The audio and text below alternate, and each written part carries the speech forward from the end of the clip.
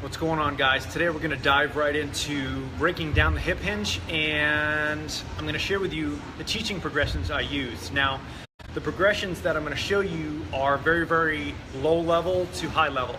I get a ton of people that come in here with low back issues, and when we want to teach them the hinge pattern, we have to show it at a pretty remedial level, right? So we want to make sure that we're following the necessary steps and the necessary programming so we don't have to backtrack.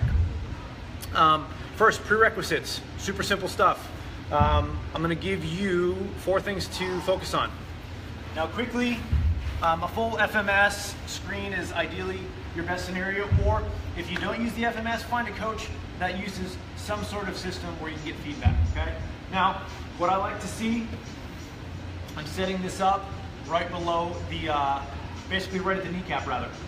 So very, very simple, guys. Hands by your side, palms up. We want to make sure we can start with our feet together, bring the leg up, pin the ankle bone, clear this height, which is right at the kneecap height, okay? And you want to do that on both sides. So basically that's an active straight leg raise of a 2-2. That's the first thing. Again, we want somewhat symmetrical straight leg raises. Second, toe touch. Just show me a basic toe touch. Can you do it? After that, we're going to do a single leg toe touch. We're going to cross over. Again, touch the toes. Can you touch the toes? Lastly, extension, hands by your side. Are you okay in lumbar extension? And are you okay in lumbar flexion? Is there any pain? Obviously, if there's pain, go see a medical professional, or just Google it, because that's the best way to deal with pain. Don't do that. Bad idea. Okay, so if you're clear on all of those, we need to start with the most simple progression on the hinge, and that's a kneeling hinge. Now, this is how I start all of my clients that come in with low back issues. So the first thing we're going to do, we're going to plantar flex the ankles, okay? We're not going to be here, so we're going to plantar flex. We're going to make sure that we come to a tall kneeling position and level the pelvis off, okay? We don't want to be in too much extension or too much flexion. We want to find the middle. From there, the other things that we're going to focus on is rib cage position. We want to make sure that the rib cage does not elevate when we do any type of movement. Now, once we level the pelvis off, we're going to be hinging from the tall kneel. Okay, we're going to reach the hips back, and then we're going to fold over. I always teach my clients about flashlights, and this is some basic cueing. When we're tall, the flashlights are on the wall. When we fold, the flashlights are on the floor. Make sure that you find those 2 spots within the hip hinge. So from here, guys, we're going to go into our kneeling hinge. So we're going to shoot the hips back, and then come on up, boom.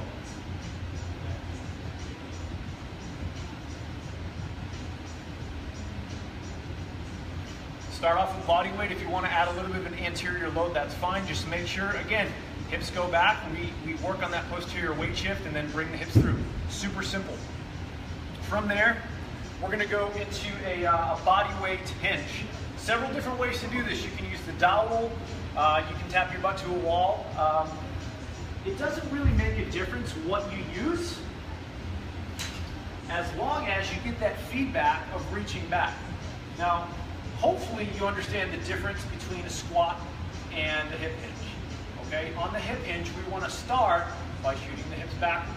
Now, depending on the person, there's going to be different amounts of knee flexion.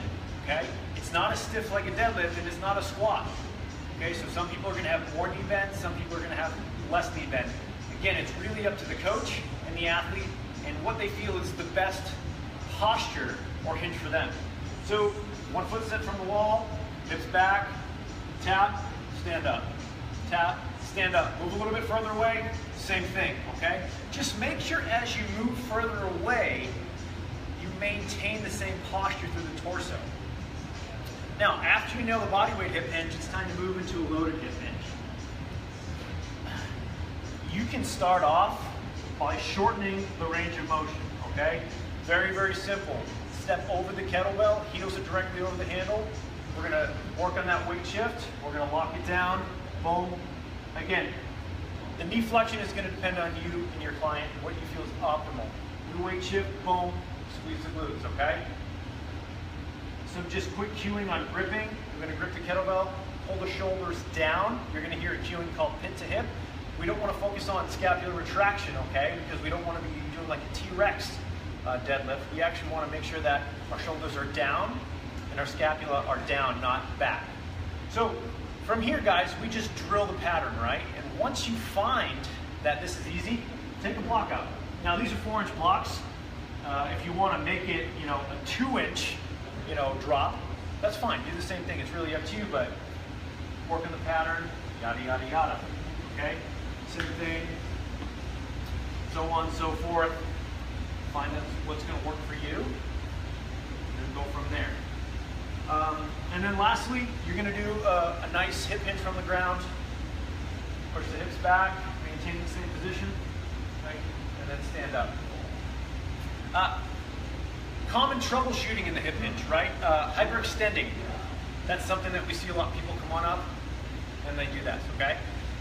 So one thing you can do is just put your hand behind them and just say, don't touch this, okay? Put it at a point where they're not going to move into lumbar extension, but they're going to get nice and tall. That's one thing that you can do to clean up that hyperextension. The second thing that you see with beginners is they bend their arms at the top of the deadlift, right? So you're going to see this. They come on up and then they do this, okay? So what I tell them to do is, as they come up with their deadlift, think about at the very top, shoving your hands down and pushing the kettlebell down, okay? And then on the way back down, continue pushing that kettlebell down.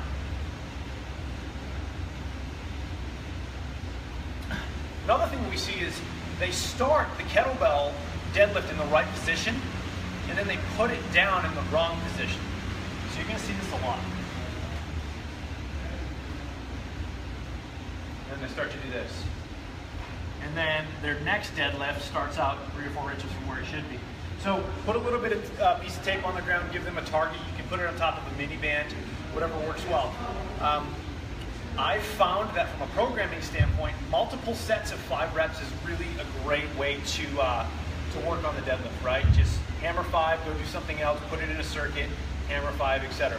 So guys, a very, very simple progression that you can utilize with your clients. Now, like I said before, specifically low back clients, don't rush to that standing deadlift. Pattern it with the kneeling deadlift and go from there.